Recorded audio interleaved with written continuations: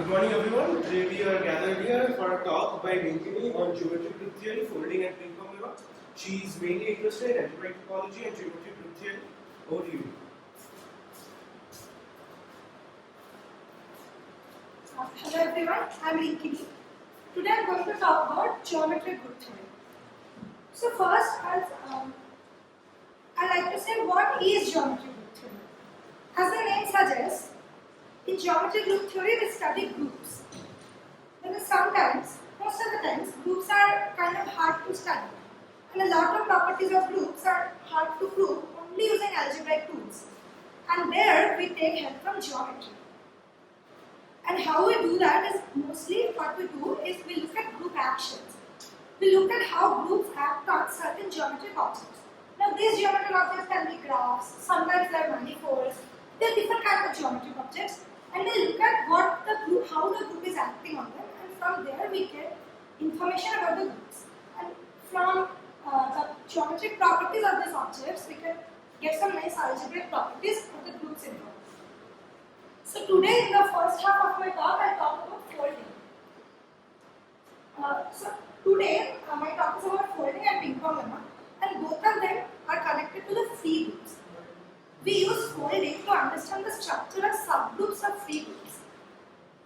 And we'll use the Ping-Pong Lemma to identify free groups. So because the entire talk is about free groups, I'll first define the free groups and I'll define some basic notions that will be helpful in understanding the topic. So for defining free groups, first I'll define what I mean by a word. First, so I want to define a free group on any set X, a finite set X. So first I'll define what I mean by a word. So a word W, X is my set. A word is just something that looks like this. Okay, PK, where all the Xi's are in X and EI's are plus minus 1.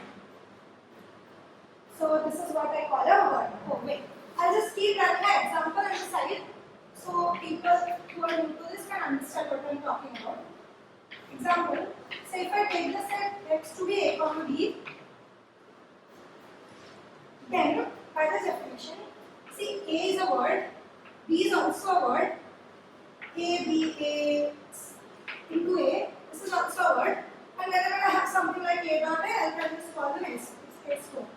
So A, B, A square is a word, and then A inverse B, A power minus 5. A power minus 5 is just A inverse 5 times. B cube, this is also a word. So this is like, these are the words. Now I define something called a reduced word. So what I mean by reduced word is, whenever I have a word that looks like this, I cancel this. I remove X inverse and it becomes UV. Also when I have X inverse X, that also I cancel. This is called reduced. For example, if my word looks like, in this example, say if my word looks like something like this, then this will become A to 5 B, because I'll just cancel this one. So this is what I mean by reduced one.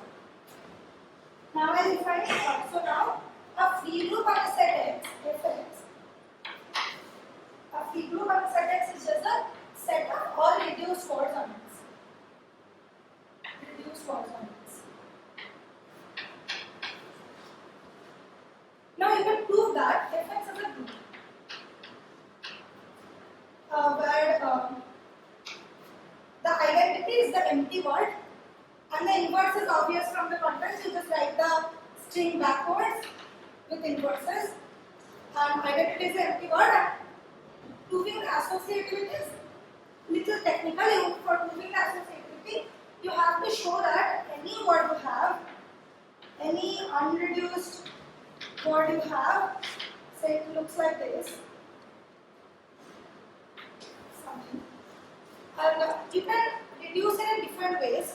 Like you can first make maybe reduce this part or first start with this. You have to show that any way you reduce, the ordering doesn't matter. At the end, you reach the same reduced order. That is easy to prove. I'll leave that to you guys. If you prove that, then you can show that this is a group. So, this is what I call a free group on X. Free group on X. And now,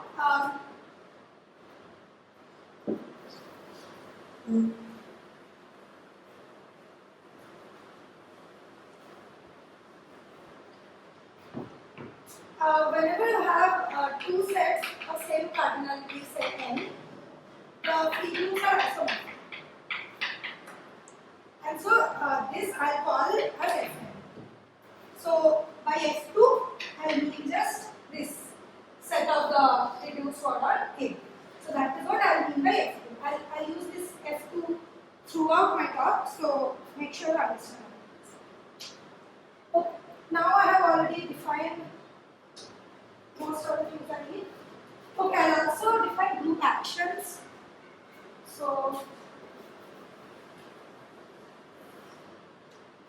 what I mean by a group action is so I say a group acts from a set X, and group action is just a map from G cross X to X, satisfying the properties 1 dot X is X and G dot H dot X is G dot H dot X. Where, yeah. So this is what I mean by a group action. Okay, now that I have defined all the things I need, I'll start the first topic of my talk, which is folding.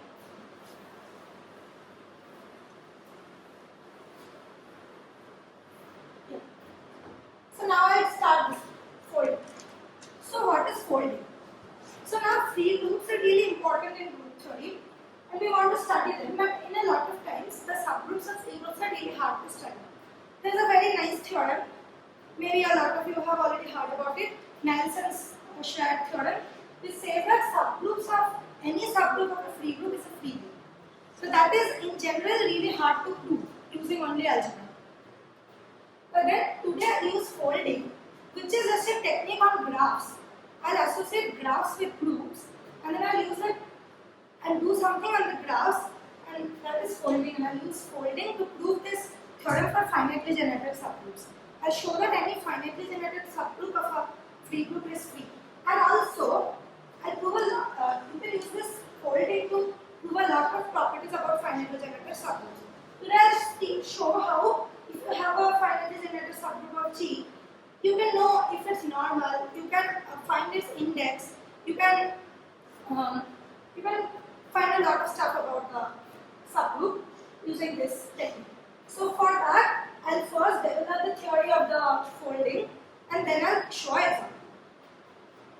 So for this, I first need to define some stuff about graphs. So here when I say graph, I mean a directed graph. And by directed graph, I mean just vertices, edges, and there is like particular directions to the edges. Something that looks like this. Now, in a directed graph, I define an edge path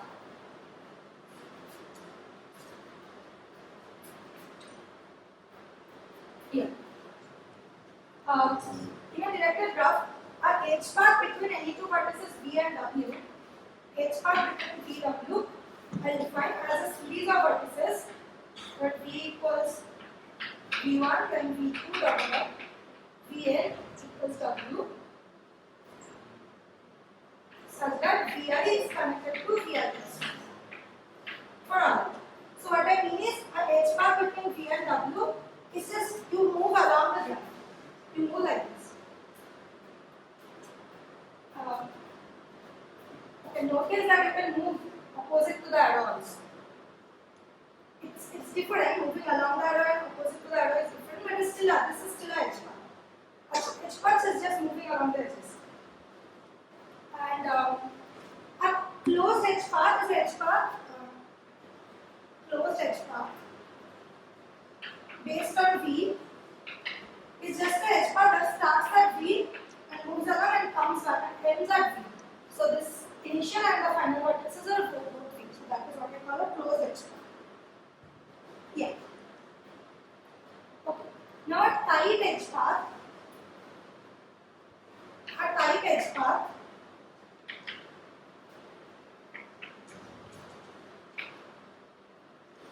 is where Vi is not equal to Vi plus 2. Okay, what I mean by that? I have an edge path V1, so now it goes to V2 and it comes back to V1. This is not allowed. Because, so if you have an edge path, it goes like this and then traverses the same edge again, you just remove that from your complete edge path and continue from here with the remaining. So that is called a tightening of the edge path. So in a tight edge path, the Vi cannot be Vi plus 2. Okay, now that I have defined all this. Yeah. So now I define a fundamental group for a graph.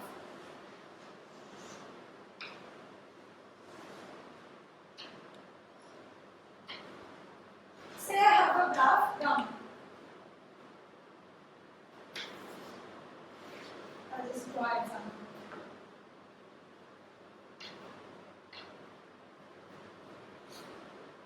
And say this vertex V. You can put any direction on the edges, it doesn't really matter because they are moving around. So now I define fundamental group I1 of this graph based on the vertex V to be the set of all tight edge paths.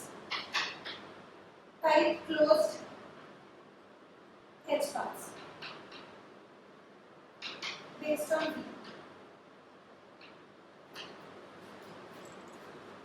So like here this is a closed edge path and then going along it twice is another element and then this is another closed somewhere.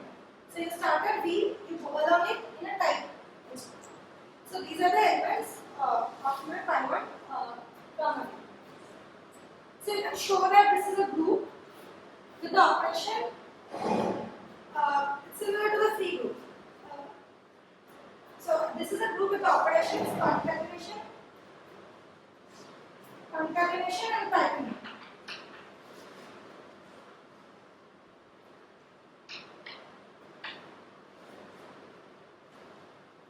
Oh, I think I forgot to mention the operation in the free group.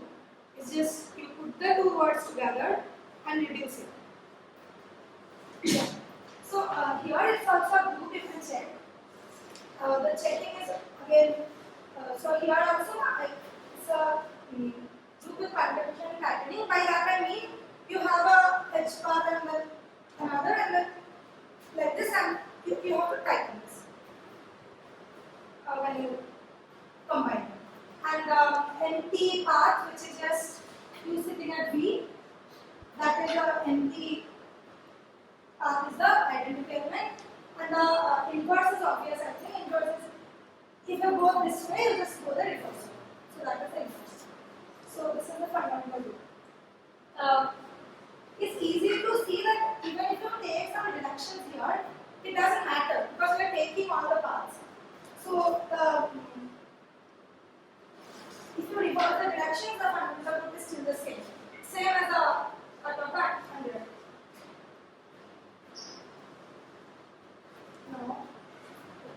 Now that I have defined the things, I'll use this board for writing the theorems that I'll need later.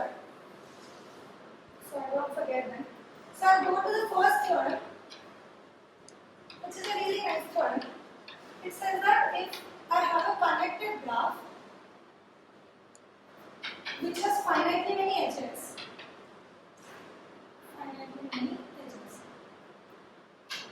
then for any vertex of this graph, a fundamental group of gamma based on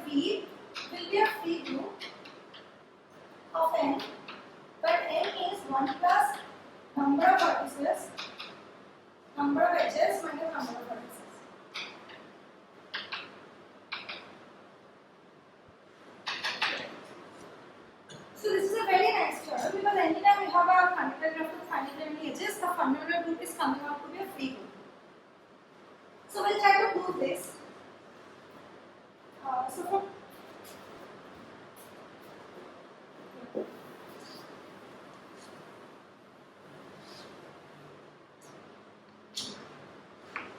for proving this, let's start with the easiest kind of graphs, which have like a single vertex. The n rows is. So what do I mean by that is, n rows is a graph that has only one vertex and n many self edges, n many petals, we say. So let us start with some graph like this. So let's try to see why this is true for this. Yeah. So say you have this. This is say a 4 rows. Like that, you can have a like a n rows. Say you have a n rows, and say the edges are e1, e2, dot dot like this, en. Now we want to say another fundamental will be same as. So you can find the map between the fundamental group of that. I'll denote the n rows as Rn. Rn, comma P to Fn. So my Fn is Fn is a free group and n elements, right? So I will say this is the group generated by A1 comma An. Yeah. So you just can take the map where the ei petal goes to A. And then you can easily show that this is the isomorphism. And then that shows that this is the isomorphism. You can also see it that anytime you go around this petal, say you go around E1, you just associate it to A1. You go like this, A1, A2. Like that, anytime you loop around, it's like some word in the free group. So this is the map. So this is easy to show C for the n rows. Now we'll see what if we have something that is not a rows. Say we have something where there is an edge. That has different endpoints. Say it's something like this. So this edge is. Now I'll do something. I'll call it a. Say this graph is gamma. Now I'll make another graph gamma dash from this by doing an operation called collapse. I'll call it a collapse. What I mean by that is, you remove this edge and connect the two endpoints. So if I do it on this, it will look like you have these two things, and then everything here that is also connected to this thing again. You just remove the edge and connect the endpoints together. So this is a collapse one. So you can show that this doesn't change the fundamental groups. What I mean is, pi1 of this is B, so it's the same. So the pi1 of this is the pi1 of this. The collapse doesn't change the fundamental group, and that is also easy to show because you can find a map that takes the E here to 1 and everything else to the same. E is set to 1. Intuitively you can see it because any loop here stays here, and whenever you had some loop that went like this, you just remove the E part and you just associate it to this. So this thing doesn't change the fundamental group. And so now any other graph you have, you can just keep collapsing it every time you see such an edge, and then you will end up with the rows. So and now such an edge would be general. If you remove it, the graph is no, I mean remove it and put the endpoints together. Like what kind of edge in what case? Can you remove? the edge that has two different endpoints. Okay, so I think there can be some confusion. But if there was another edge, but then that edge also just becomes a one self edge. You collapse on it. So by collapse, I just mean you put these endpoints together and remove. Makes sense. Yeah. And now notice that. This collapse operation doesn't change this because you remove one edge and one vertex. So this edge stays the same. So after doing all this, you'll get an n rows, and for n rows we have already proved the theorem. So the theorem is done. So now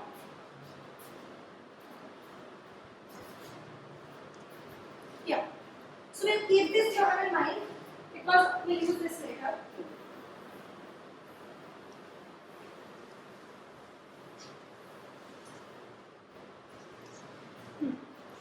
Okay. Now I'll talk about folding. Okay. No. So first, what is a folding? A folding is a graph map. It's a map between two graphs. Something like this. Notice that whenever you have a graph map between, say, a graph gamma and a graph delta, you have an induced homomorphism between the pi ones, between the fundamental groups of these graphs. Where any loop here, you just send it to, like, all the edges in the loop, you just send to where phi is sending that edge, and that will end up becoming a loop here. So you have an induced homomorphism. Now the idea is, we want to study that when we know a graph map, we want to know how this induced homomorphism is behaving. But in general, that is, it doesn't behave so nicely. But what I'll do now is I'll define some particular kind of maps which are called folds.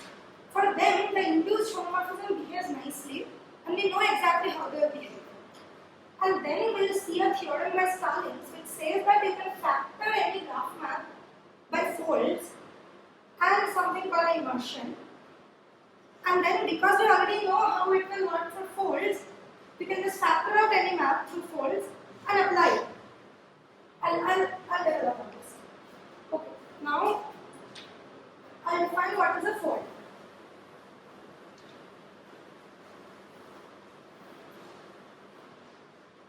Yeah. So a graph map, pi to delta, I'll call it a fold. Okay, folds. There are two kinds of folds, type 1 and type 2. First, if a graph map looks like this, that you have in gamma, you have some stuff, and you have two outgoing edges which share initial vertex. You have two edges that share an initial vertex, and the graph map is like this, that you keep everything else intact. This is E1, E2. The graph map is like this. You keep everything else intact and send the two edges, you just put together to E. You paste this and this vertex together. And whatever else was there, here, you just put together from here. So, if your graph, this graph map is called a type 1 fold. So if there was a edge connecting the endpoints with the other one, if there was an edge connecting the endpoint with the other one, Yeah. So this is called a type 1 fold. Now, what about type 2? Now, if I have a graph map where I have two edges like this, E1, E2, which share both endpoints, and I send them to one edge, E, and everything else remains the same. So then this kind of graph map, I call it type 2 fold. Here. Now, the nice thing about it is, I call this one gamma and the final one delta. Now, what is the nice one about them is, it's very easy to see how the induced homomorphism works. Because in this case, this vertex B. And here, this map is an isomorphism.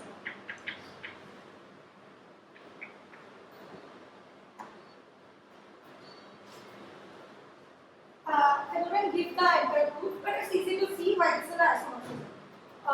You just,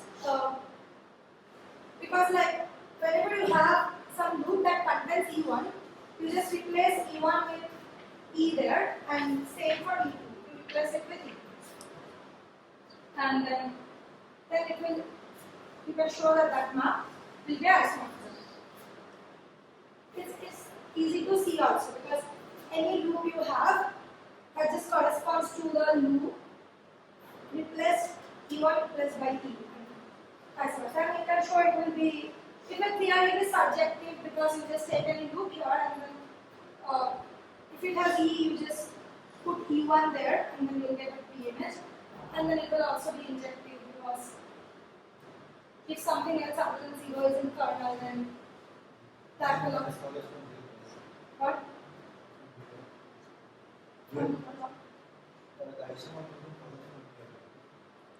Because Yeah, I mean, you can swing the edges.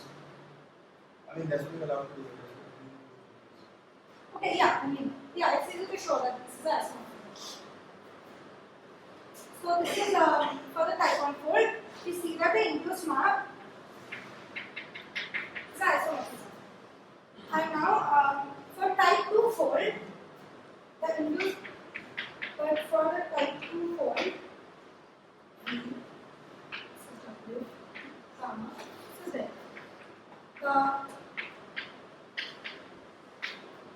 For this map is surjective but not injective. Now you can easily see why it's not injective, because this is a loop which goes away. Yeah, so this is a loop that goes away. So the kernel is clearly not empty. So the kernel is not empty, so this is not injective. But surjectivity again follows similarly. If you have E, you just get the P image by the same loop, replacing E with E1. But it's not injective. The directions of edges don't matter here as well, right? When you make a path, you can go. Like for Yeah, example, reverse. if E1 was in the opposite direction to E2 and we map it to the same thing. No, I define fold as when you have similar endpoint, then only you fold. Okay. Then only it's called a fold. But what I'm saying is when you have a path, edge path, say you have something that is like this, but then still going this is considered an edge path. You can go in the reverse direction. It will be clear once I write it in the group context. You will see that in that context, I'll associate some group element to this, and going reverse is just G inverse. It will be clearer backward. Yeah. So this kind of graph maps I am calling a type 1. And this kind of graph maps I am calling a type 2.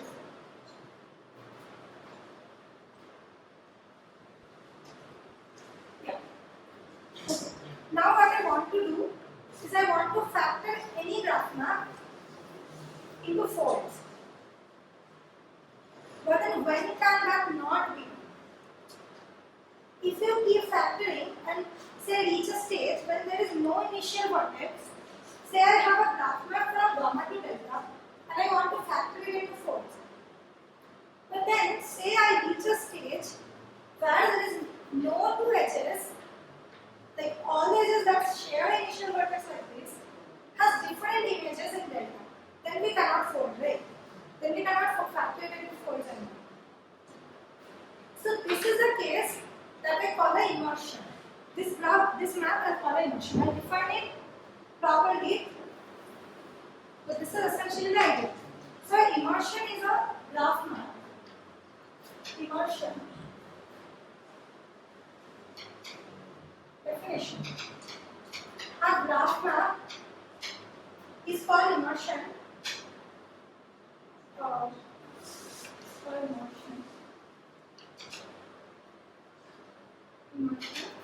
If for all edges E1 E2 sharing initial vertex, the image of E1 is not same as the image of E2. And you can clearly see that if that is true for all the pair of edges like this, then we cannot fold it. Because for folding, we have to go to the same edge, and only you can factor it to fold. So now we want to understand how the induced map into an immersion works.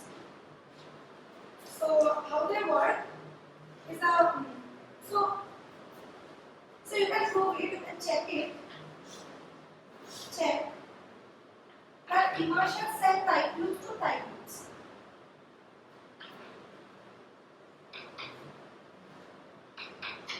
Type loops to type loops. And this immediately gives you that the induced map that you get 5 star from the fundamental loops and sometimes omitting the vertex in the fundamental loop, which is understandable. So the induced map that it will give in the fundamental loop, this is injective.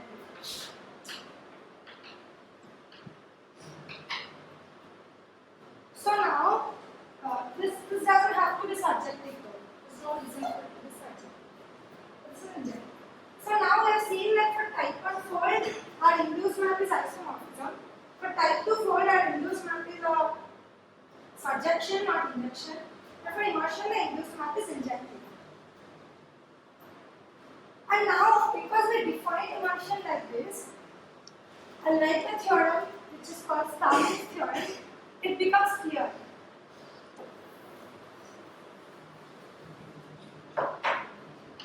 Theorem. Starling's. Theorem says this. So this any graph map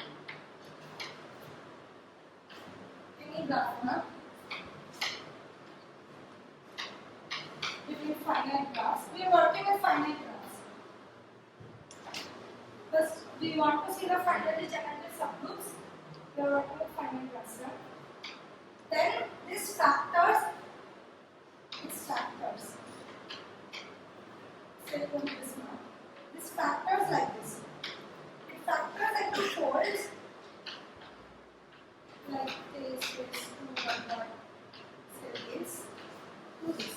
Where each of these are fold, each of these are some kind of folds, and then the last one is immersion. Now this immediately follows because any graph map you have, you can keep folding till you reach a stage where this thing happens, and then that map is an immersion. So this is Starling's theorem.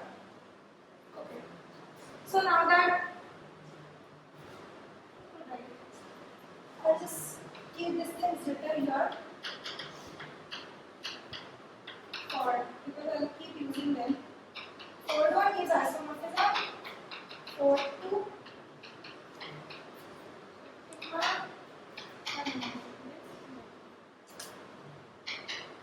I'll just keep things written here for future reference. Yeah.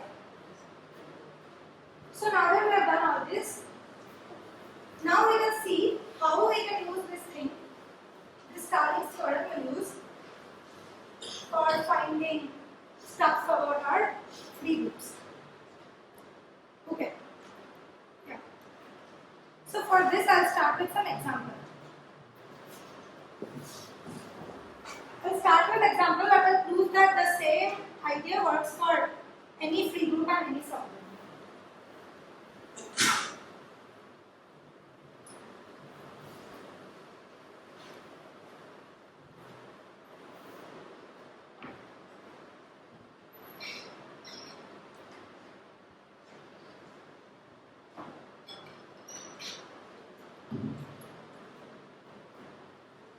Let's start with some example. Say I have the free group F2. So F2 is like this, right?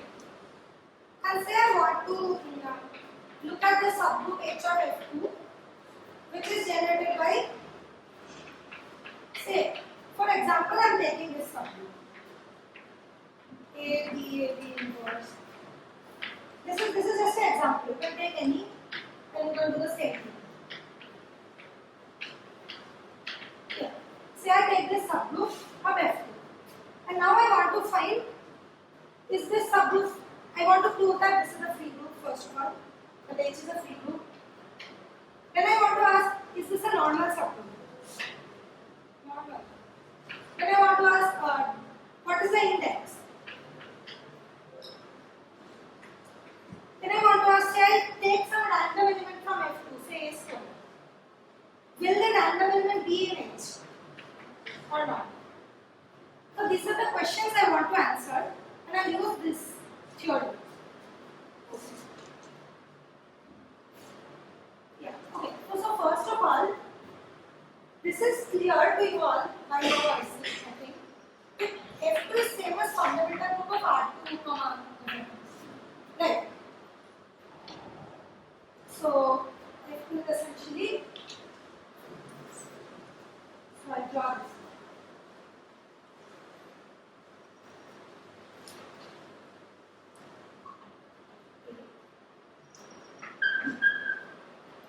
And this is the point. This is R2, right? And F2 is the fundamental group of this thing. So I'll call, so this graph is called R2, the two rows. Okay. So now I'll do something. Okay. This is my delta H. I'll draw a graph which I'll call delta H. How do I draw it? Put the vertex.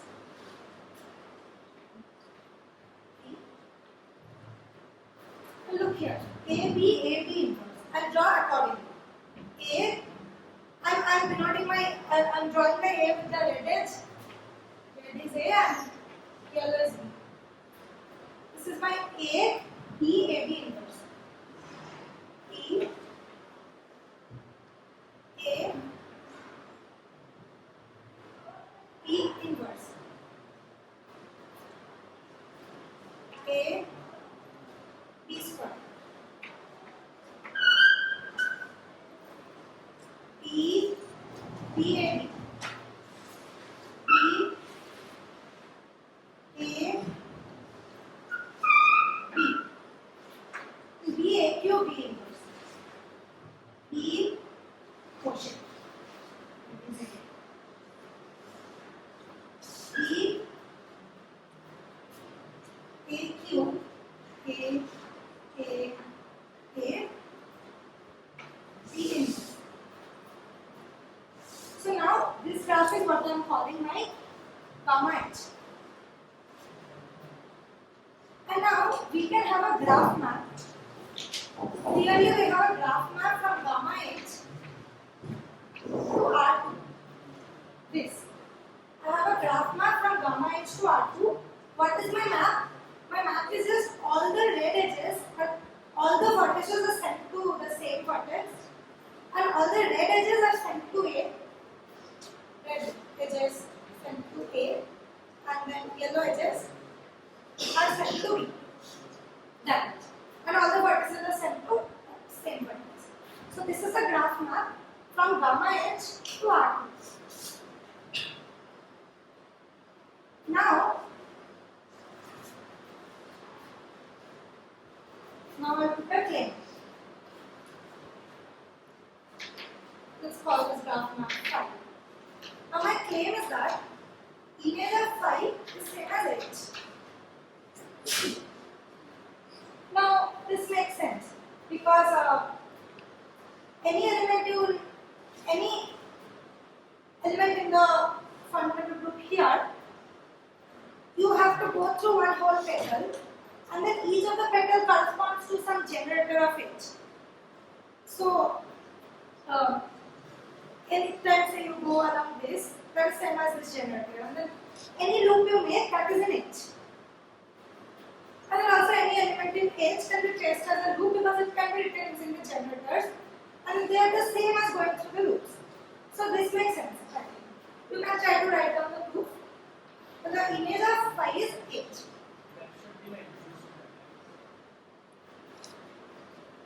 Yeah. Image of phi star. I mean.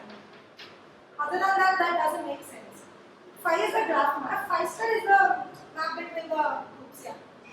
So Phi star goes from phi star goes from the fundamental group of gamma H to gamma H, comma this vertex, so this vertex, to F2. yeah, so Because F2 is the fundamental group of this. And now I'm saying that that image of that map is H. This is easy to show. Yeah. Now what we'll do is now I'll use the folding on this graph. On this graph map. So we want to go from here to here, we factored into folds. How that works? All the yellow edges are set to yellow and red edges are set to red. So whenever we have two yellow edges going like this, we can perform a say type 1 fold. Say we have these two. In the next step, we can make these in this petal. In the next step, say we can put these together and like just like that. Like that, we can keep on performing the fold. I'll not be doing like that fold because that will take me 1 hour, and I'm sure I can do it. Right? Every time we have, say, you have this red edge and this red edge coming from the same vertex.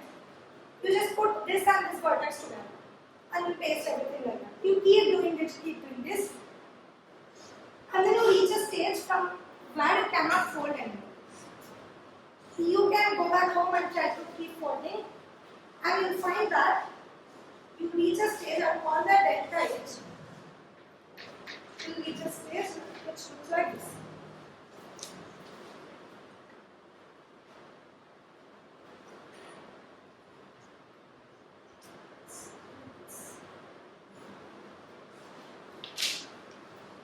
Yeah.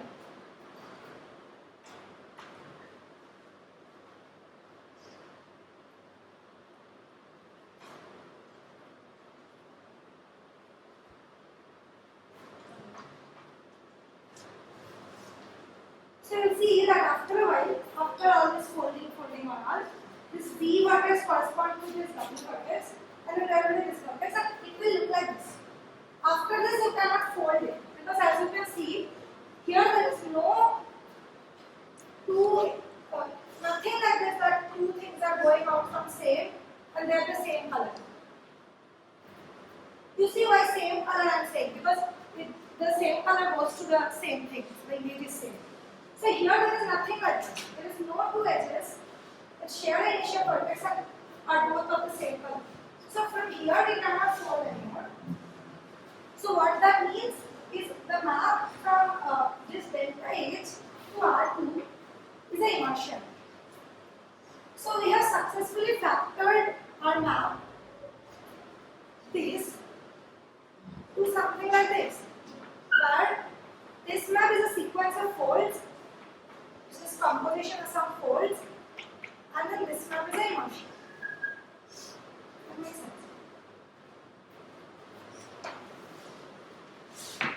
Now we look at what happens to the fundamental groups. Really shouldn't have written it.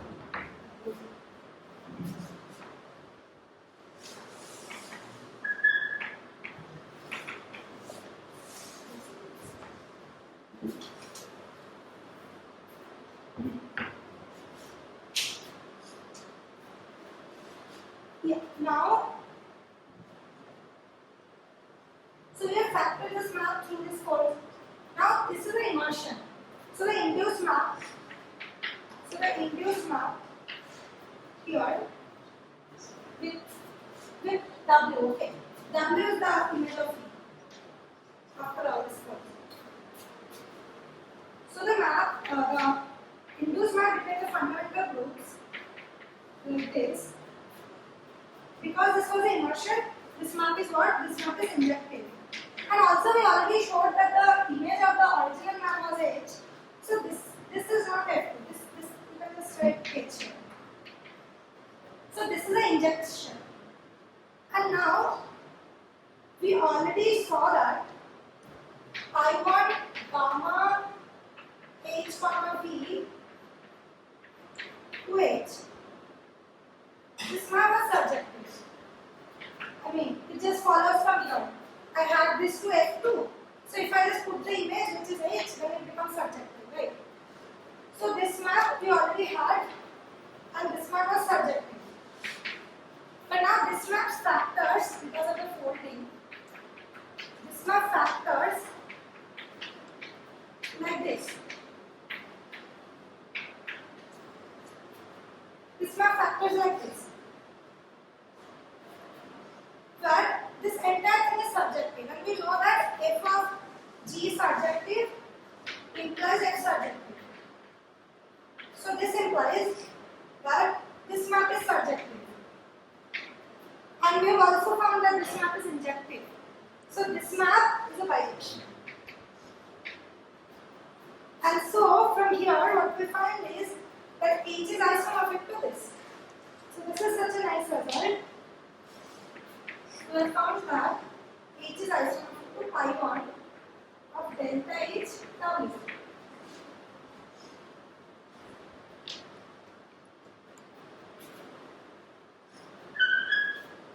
Now this is a very nice thing because now whenever someone asks me any property about H or anything to prove about H, I'll just completely forget H and I'll just look at delta H because H is just the fundamental group of delta H. And now I'll show you how things. I'll do some. Now I can remove H and I can replace it. I can just look at that delta H. Okay. Now the first thing we wanted to show is H is free. And that is easy because again refer to that theorem. If it's a connected graph of finitely many edges, the pi 1 is Fn. And this is such a graph.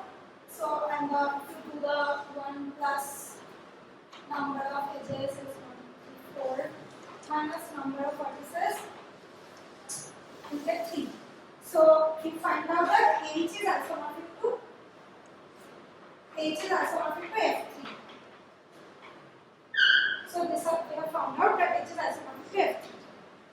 Now you can write a formal proof that for any Fn, instead of getting excluded, you can try to write down a formal proof that for any Fn, you start with gamma H, which is a graph with finitely many edges and finitely vertices. Once you fold it, folding doesn't lose connectivity. So once you fold it, you'll get the delta H, and the delta H will always have finitely many edges and be connected. And so from there you can prove that this is a free loop using that theorem. Now that we've shown that our chosen H is just F3. Now we want to also you can see the generators of H. See, start from W. This is BB. So H is just generated by C what? A. And then EAB. And then this one. This generates H. That also you can prove from the graph and prove also. Now I'll further list out the problems. Okay. So now I'll go to the next question. The question is, if I choose some random element from F2, say I choose this element, and I want to ask, is this element in H? So how do I solve it? Again, when I ask element in H, I'll try to look at what that means in terms of our graph. I'll just draw this delta H in this board.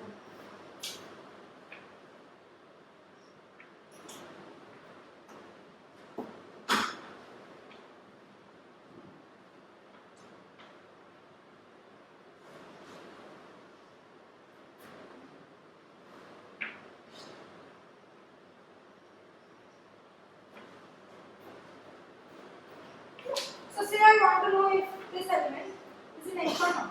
So whenever we ask if some element in H, I'll first tell the answer and then I'll say why it makes sense. Say I ask any G if it's in H or not. So the answer is, if I can start from W and then trace the element G and come back to W, then it's in H. Say for in this case A, B, B, B, B, B. You end up at W dash. So this is not in W. We are in H. So the answer is, it makes sense, right? If you can chase out the element starting from W and end up at W, it's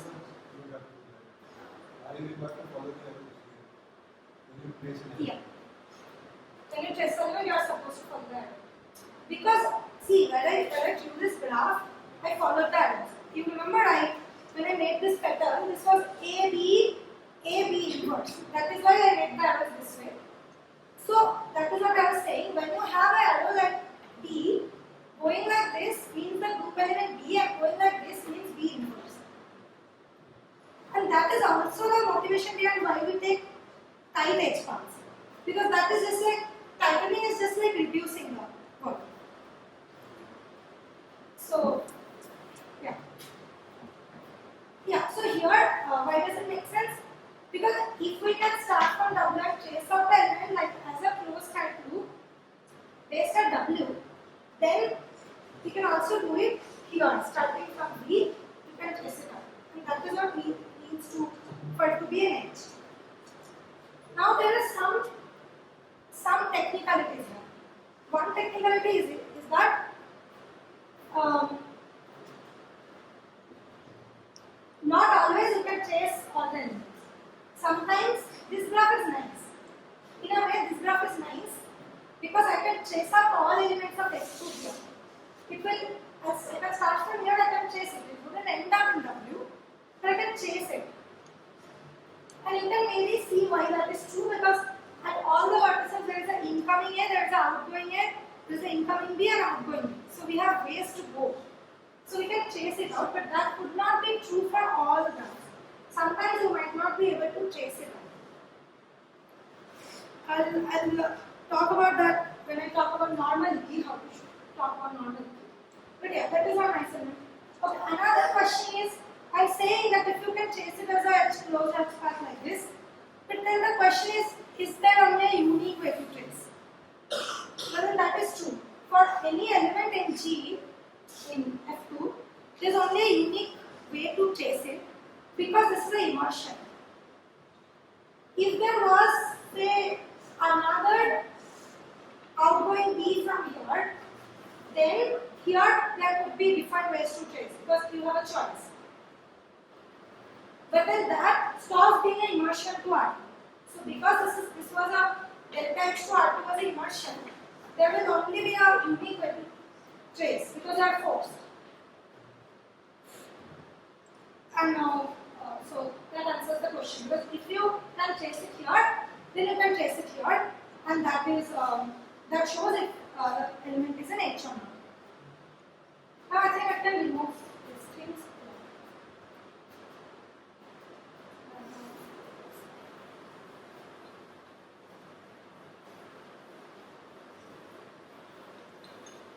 Yeah.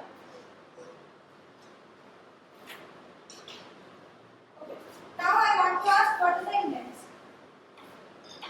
What is index of H in A? What is index of H in F2? Now the answer is for any subgroup like this, when you do this, you will do this and will reach a delta H, and the index is just the number of vertices in delta H. So in this case that is true. 2. And 2 why that is true.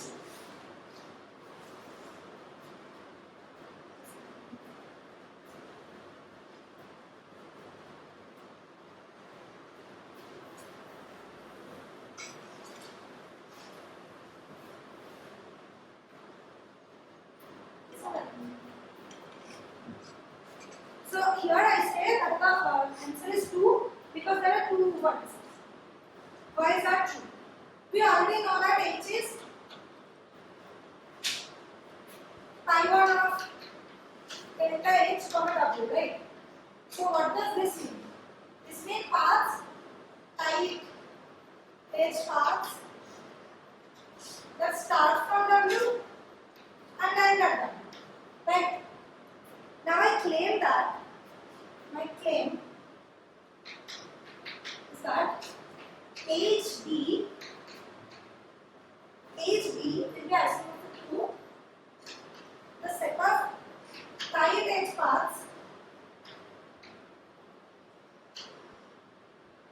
like this is not right. So HB gives you the set of tight edge paths start at W and end at W. Yeah. So why is this true? because you take any element in HB that will look like HB, where H is in H, so H corresponds to a type H path that is from W to W, and then B takes W to W. So H, any element in here is a type H path here. Similarly, we will do the opposite way, that if you take any type H path that starts at W and ends at W dash, then you can just remove the one B from there and get some element in H. This is the proof that this is true. So now, what remains to show that this has index 2, what remains to show is that H union HB is FT. But that is very easy to see here. But here, see now, in a way this case is special. I'll say what to do with other cases. In this case, our delta is a graph that has all the four different things happening in, like in each of the vertices you have a way to go out with it, have an incoming A, an outgoing B and an incoming B. And that is true for all vertices. And this is why you can trace out any element of A here, because you have all the choices. And so because of that, any element can be traced out as a path starting from W. So it either ends at W or ends at W. So which is why this is true. But now the thing is, for any random subgroup you choose, what will happen is, say you choose any subgroup and you get some delta H. What will happen is, this HG is the set of H paths from W to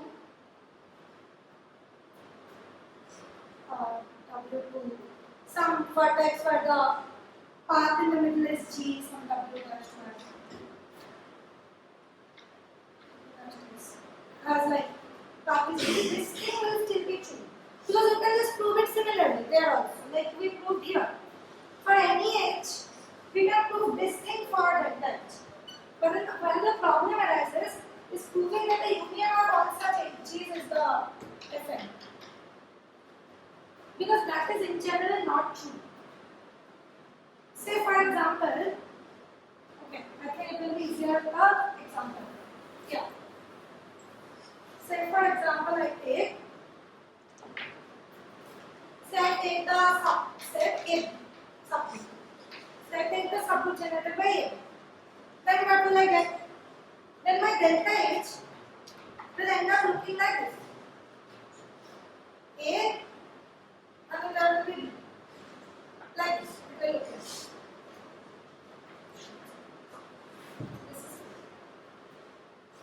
Now you can already see the problem here. Here also you can show that HB thing you can show. That HB will be passed from here to here. But the problem here is you cannot trace out all the elements in F2. Say for example, if you can't see it. For example, if I want you to trace out A square, you cannot trace it out. Because this is W. Because if you start from W, go A, and there is no way for there to go to A. So you cannot trace out say A square. So in general, yes. So what I'll do in that case, okay, let me deal with that case a little later. I'll just first say that, okay, so this property that I have in this graph, that all the vertices have an incoming A, outgoing A, incoming B, outgoing B. Essentially all the vertices has 2n, exactly 2n many edges. It cannot have more than 2n because then it stops being an immersion.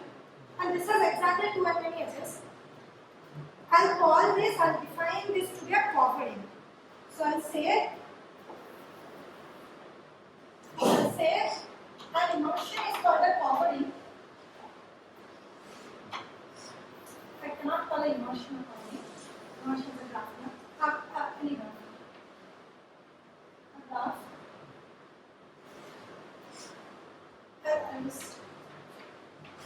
A graph map.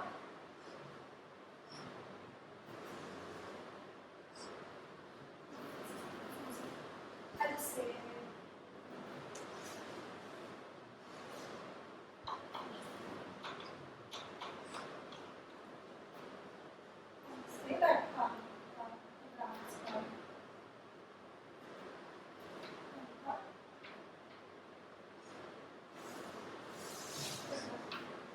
delta H is covering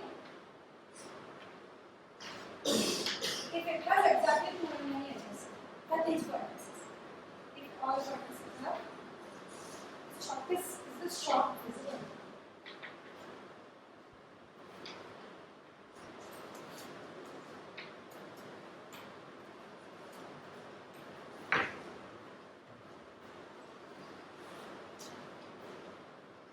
Yeah. So if this happens, then you can trace out other limits. I'm just defining for this case where you had a map to Rn. You already had an immersion to Rn. So n is from that Rn. Yeah.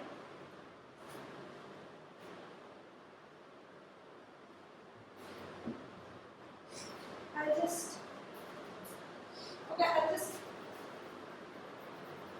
just write like this.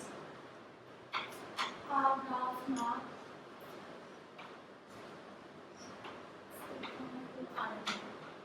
it's called a coordinate. Yeah, the map is defined to be a coordinate.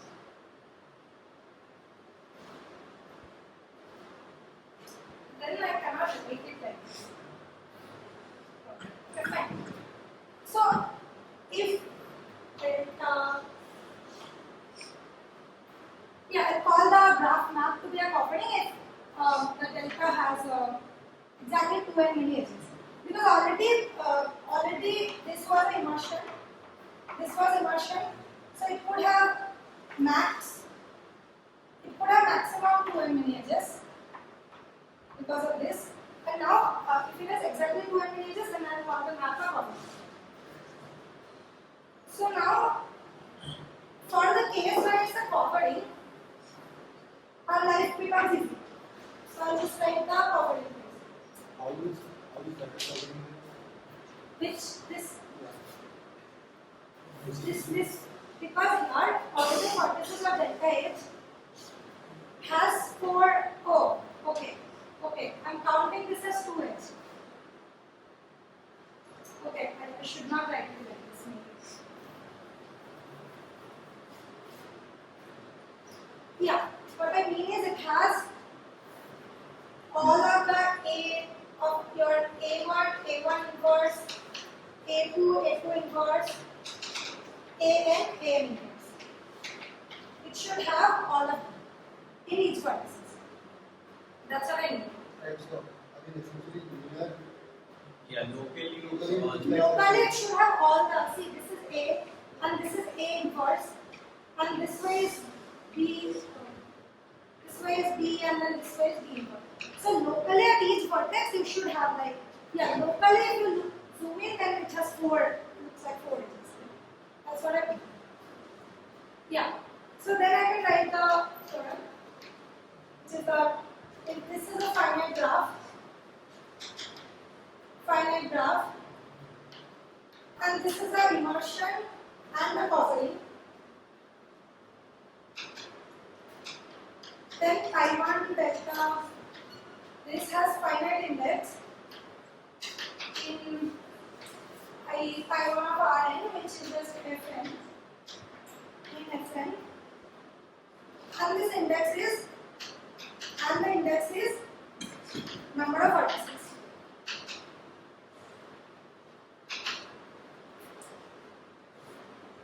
Yeah. Okay. Now let me deal with the case where it is not a coordinate.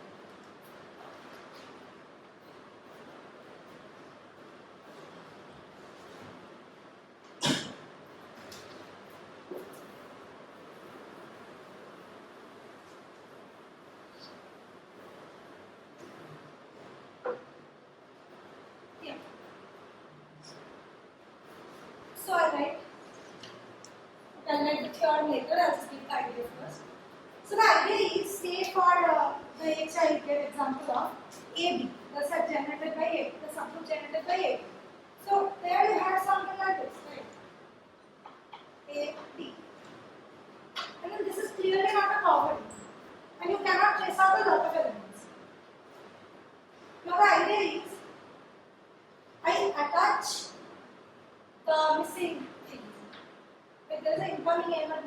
outgoing A. So I put an outgoing A here, and then there is no incoming B maybe. So maybe I add a B here. But then this vertex again doesn't have lots of stuff like outgoing A and then B and then B. Like this, you keep attaching and make an infinite graph like this. You keep doing this.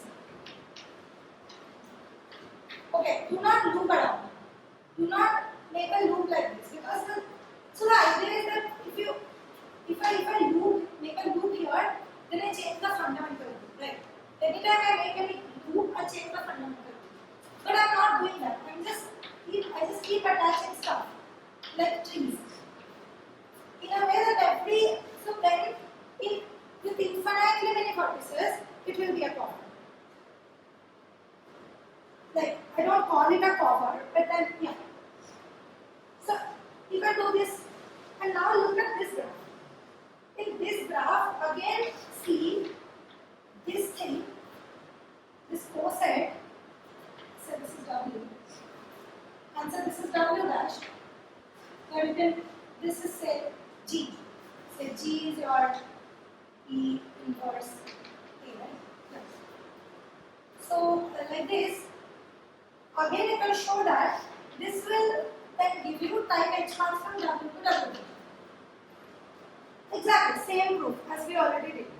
And that will be now true for all of these infinitely many vertices. And so, you can see that there will be infinitely many cosets because all of them will be cosets of H. And so, that proves our next theorem. So I will write the theorem here. I'll just modify this theorem. Say this is a finite graph. Now this is, I'm not taking this to be a property. Now I'm just taking this to be some immersion. Immersion we already have, right? Then this has finite index in effect, if and only if the map is a property. In case it has finite index, the index is the number of vertices. And now the if and makes sense, right? Because power implies finite index, we already did. And now for proving finite index, now to prove that finite index implies poverty, like we want the original map to be a poverty. This one, not the infinite. Now to prove that finite index implies poverty, we just prove that not covering implies, not the covering implies infinite index, right? Not the covering implies infinite index. Because when you don't have a property, you make a construction similar to that and show that you are getting infinite many cosine. So not the covering implies infinite proves the argument. So this is one. And in case it's finite, you can count the vertices to say what it means. Now I'll go to my next question. And my next question is it normal? Is the subgroup that I chose H, is it a normal subgroup? Now that also I'll answer using this thing. See, you have already seen what is HG. HG is type H paths. Okay, what is a normal subgroup? H is a normal subgroup of G. If G inverse HG is H, right? All the conjugates should be same, right? So now we saw already that HG is type H paths. From W to W dash. What is G inverse H? You can see also. See B inverse H. They are just type H paths. From W dash to W. So now what is G inverse HG? They are just type loops. Type loops based on W dash. These are just type loops based on W.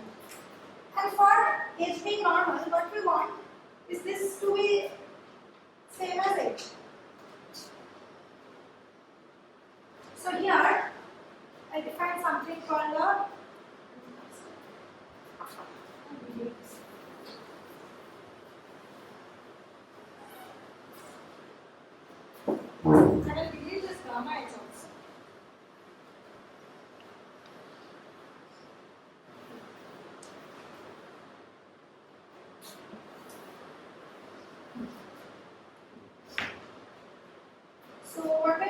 vertex transitivity.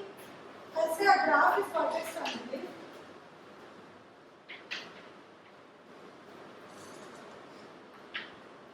if so what I mean is I call a graph vertex transitive if you take any two vertex, then you'll find the graph automorphism that sends this vertex to that vertex and preserves the structure. By preserving the structure, I mean in this case, say our edges are level, right? Some are red edges and some are yellow edges. So it should send the red edges to the red edges and the blue edges, yellow edges to the yellow edges. Plus something for all the dash. There is a graph automorphism with this such that phi of W is W dash and phi of any AI edge like AI K1 or K like this is another like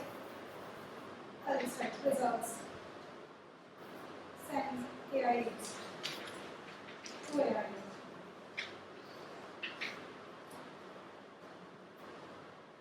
So also presentation.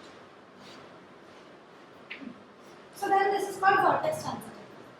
And now if my original graph is vertex transitive, then I can get a map that says each of these type loops based on W dash, two type loops based on W. So then I can say that this is same as H and then it will be normal. So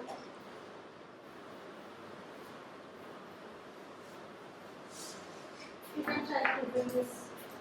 Let's suppose this is a property.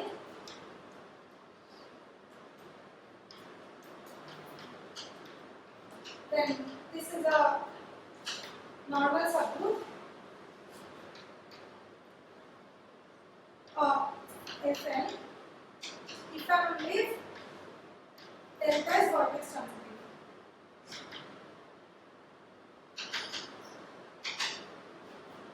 Okay. Now I go to a very nice theorem.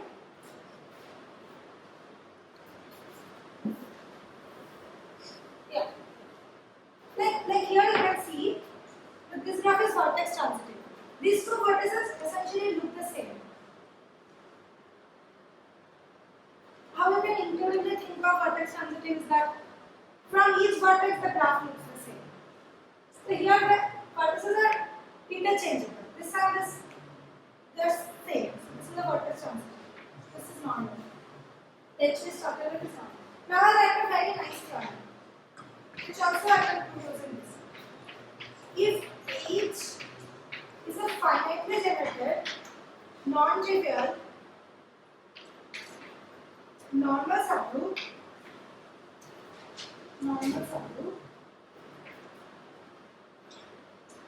then that implies that H has finite index.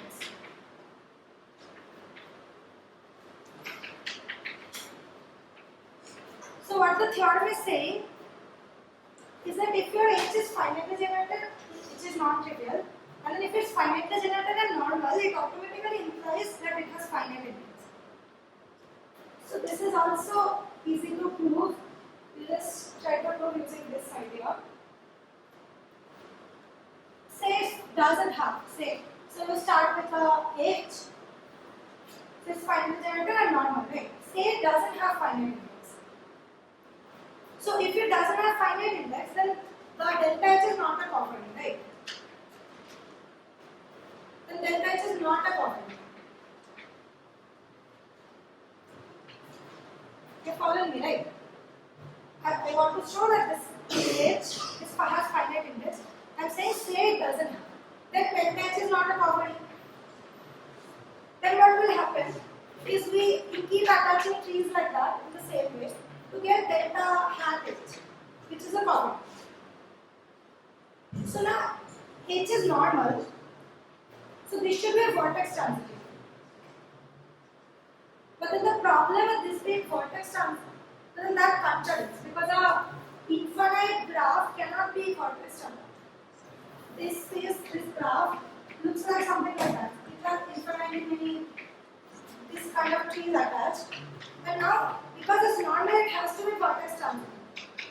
But then, this cannot be vertex transitive because, say it is vertex transitive. Now you choose some vertex here in some of these trees where you want to send W. Choose this to be W. Then, if it's vertex transitive, there should be some automorphism that sends W to this W dash. But then that should send this edge and this vertex. But then that will create a loop here, and there is no loop here. So this cannot happen. You can try to write these things a little more formally, and it will maybe make more sense. So now I'm mostly done with this part for COVID. Yeah. Okay, so another thing I want to show using this folding idea. So we have found the nice properties of the subgroups. I don't need them. Yeah, another very nice thing now I want to show is I want to prove a theorem. Fn is residually finite. And I'll use this idea of folding to prove this. Yeah. Wait, I'll define what I mean by residually finite. So a group is called residually finite if for all non-trivial group elements there is a normal subgroup N with finite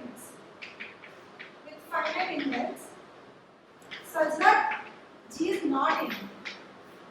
So if a group satisfies this property, then I call it a residually finite. So now I want to show that Fn is residually finite.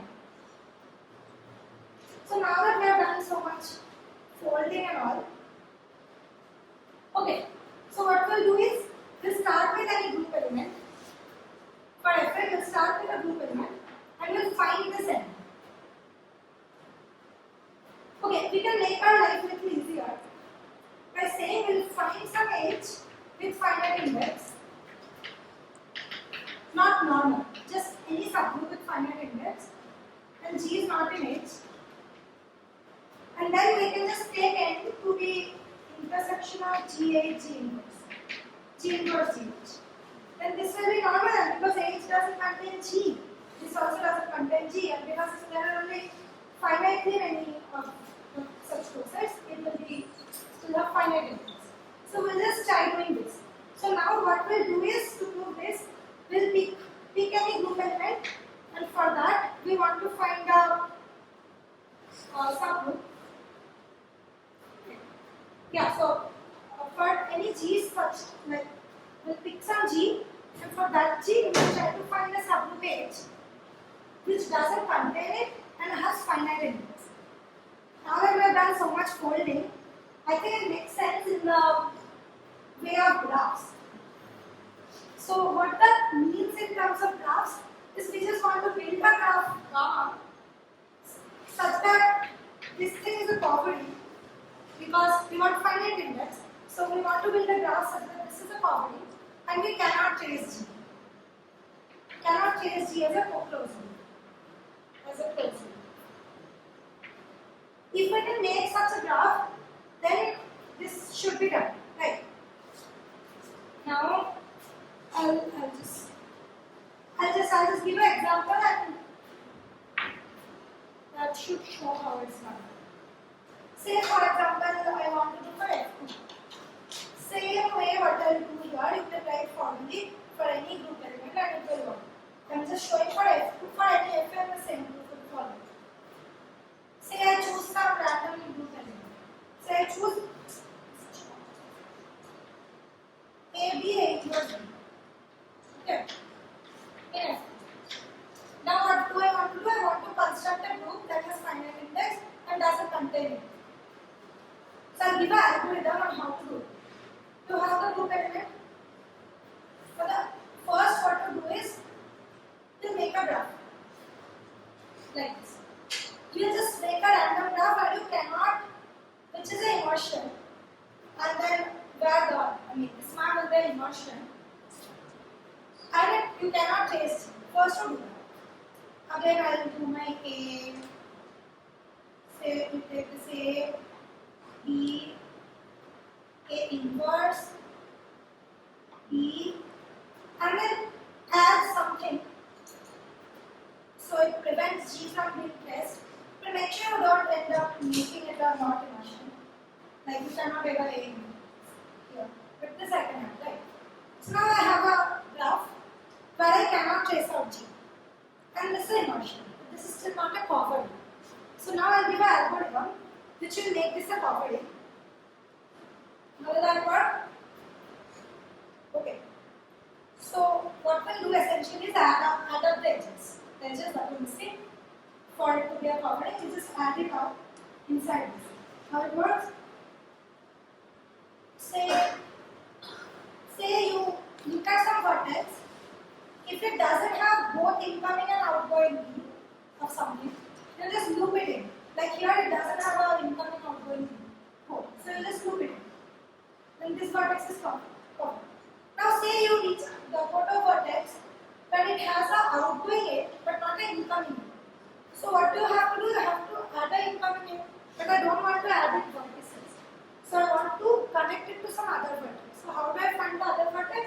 Is you the algorithm I use is you want to put an incoming A here. You just follow the outgoing A and see it check in this vertex. If it doesn't have you want to what here incoming. So if this doesn't have outgoing A, then you just connect like this. If it had by chance, then follow that outgoing A, go to the next vertex, and if that doesn't have, you connect. And this process has to end because this is the finite graph. And like this, you can connect all of the things. Like here, there is not the incoming. Stuff like that. You can add up more edges, and then you end up with a graph where you still cannot change G, but that is a copy. And now you can do that for any element you choose. You can use this algorithm, and then that will prove you that F2 is residually finite, and you can do the similar thing for F1. Yeah. So this is all I have at folding. Now I'll move to the next part. Could you do the algorithm for just another vertex set of I can just finish the problems. So this vertex needs the incoming A. Follow this vertex is the incoming A. Yeah. So follow this outgoing A. Does this vertex have outgoing A? It has. So I keep following and I go here. So I connect this to this. This doesn't have outgoing A. So I just connect it like this. So now this vertex is also covered. Now this vertex is covered. This vertex is still not covered. This doesn't have an outgoing B. So I follow this incoming B over here.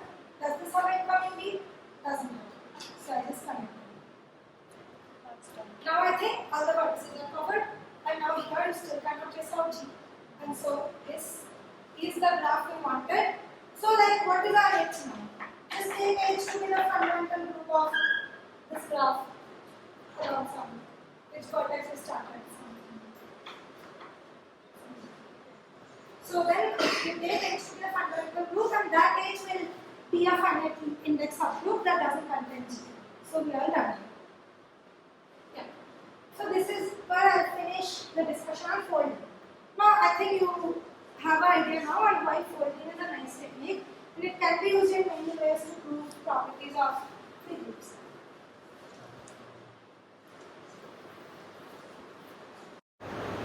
So now I'll talk about, now folding is done. You have already seen, but I think I gave you the idea of how folding is a nice tool in studying the subgroups of free groups. Now I'll move on to the second thing in my talk, which is the Ping-Pong lemma. Now the Ping-Pong lemma is a really nice lemma which lets us know. So say I know a group is generated by some elements, but I don't know if there is some relations between them or not. Say for example, I know a group is generated by AB, but then I don't know if there are relations. Free groups don't have relations. So I want to know if this group is a free group or not. So I want to understand if there are relations or not. How do I do it? I can look at the action of G on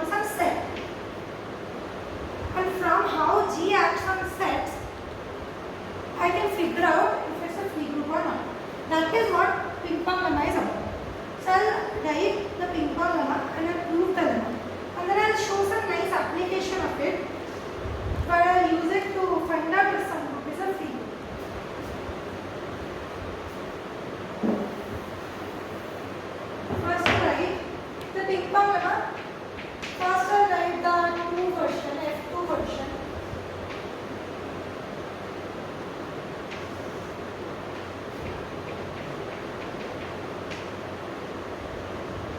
F2 version. Suppose G is generated by A and B. Suppose G is generated by A and B.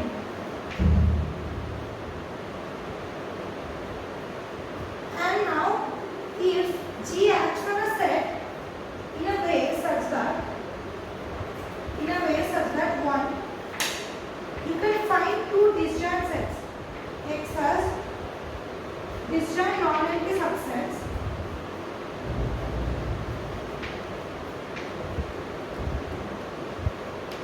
X A and X B.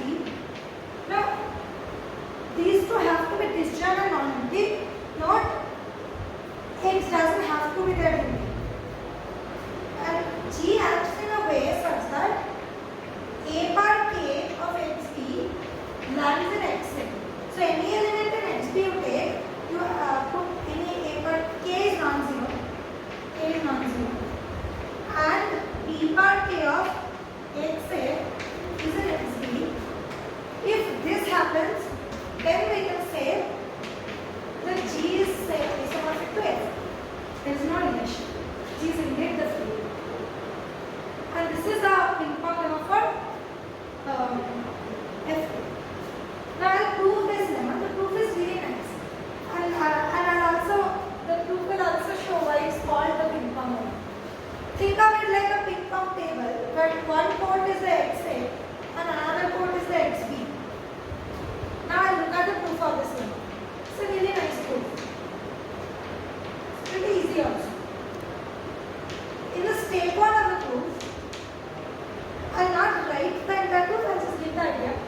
So the step 1 is I'll say that any element you take G, which is of the form A star, B star, A star, dot dot, B star, A star. If G is some element of this form, then I claim that G cannot be the identity. Stars are just anything. Any non-zero integer you can put in star. They don't have to be the same. So I say that any element of this form cannot be the identity.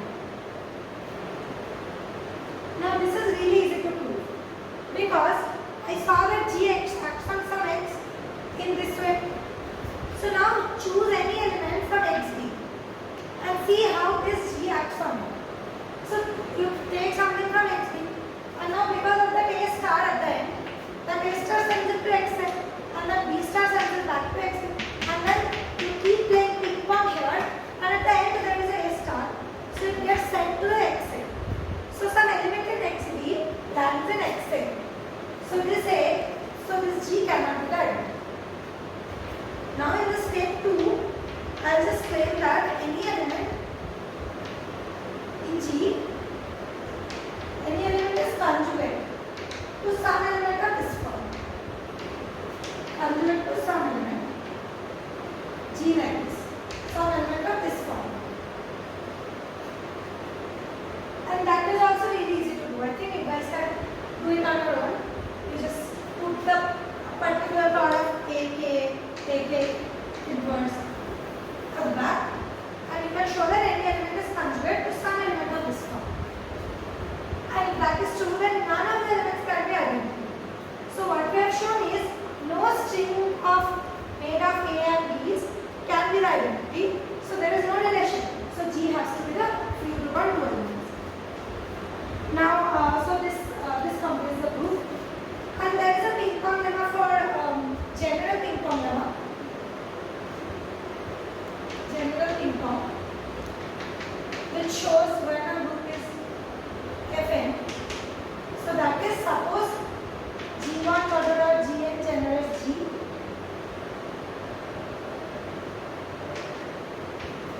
Now G acts on X in a way such that X has pairwise disjoint,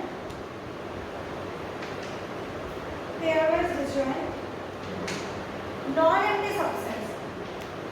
This has to be non-empty disjoint. Disjoint non-empty subset. Because we use the disjoint here, right? Because we started with the element xb and played ping-pong, we landed in xa. Because the disjoint they cannot be the same, so G was independent. So you need the disjoint. With pairwise disjoint non-empty subsets, x1 double dot xn.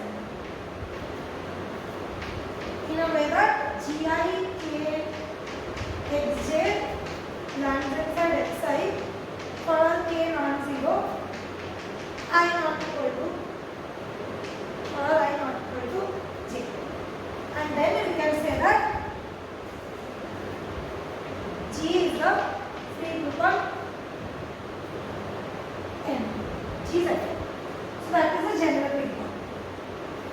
Now this ping-pong lemma is really useful in a lot of cases when we want to know if some subgroup is free, if some subgroup of some known groups, then we want to find if they're free or not. In those cases, ping-pong lemma comes very handy. I'll show you some examples where I use the ping-pong lemma to prove that some group is free or not.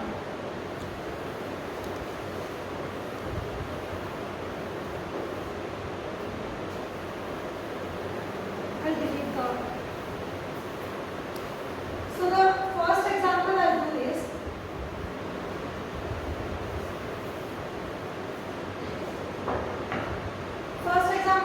is on matrices. Let us look at G and 2Z. G, okay, I'll find it.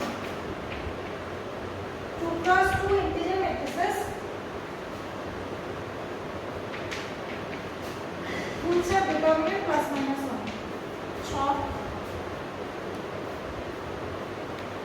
2 cross 2 integer matrices is determinant plus minus 1. Now say consider the sum. Consider A is greater than equals to A to be this and B to be this. Okay.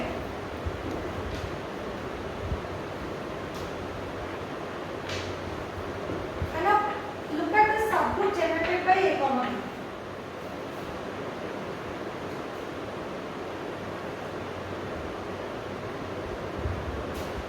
Subgroup generated by them. So I claim that the subgroup generated by them, this is a free group. How can I prove the claim? I want to say this is H. I want to say H is free. Now how to prove this claim? I'll again refer to ping-pong lemma. I'll use ping-pong lemma to prove this claim. First, let's see. What is A part K and B part K? A part K is just 1, K 0, 1, and the B part K is just 1, K 1. Now proof of this claim. Take x to be R2. Take x to be R2. Now take x a, consider the vectors in R2 that has the first coordinate higher than the second coordinate, and xb are all such pairs where the first coordinate is smaller. Now I leave it to you guys to check that these two acts as the ping-pong sets and it satisfies the condition of the ping-pong lemma. You can see that if you take something here and O, so by the group acting on it, I mean the matrix multiplication. So if you multiply this matrix with anything here, it gets sent to here. And you can see that if you multiply anything in XA by E part K, it gets sent to X. You can verify one by one that these satisfy the ping-pong condition. And so that proves that this is a free group. Now the hard part in all this is finding the ping-pong sets. Always, when we try to see if some group is free or not, we figure the problem lies in trying to find out this ping-pong set. After you have found this out, you can always prove it works and then do it. But finding ping-pong sets is in general hard. So now we'll try to look at a better way to find. So now the study of the Ping-Pong lemma, even the study of Ping-Pong lemma originated from trying to study subgroups of PCL and PC. The subgroups of this are called Schottky groups, and they have some really nice properties. So this Ping-Pong lemma came from study of subgroups of this group. And now we'll see that I'll show a nice example. So I'll show how I can connect this to Mobius transformations on the complex plane, and how that helps us find the Ping-Pong sets very easily. Like here, it was finding the Ping-Pong sets was really hard, but now I want to show how you can visualize them as Mobius transformations on the complex plane, and from how the transformation act on them, you can very easily find the Ping-Pong sets. So first I'll define PSL2C.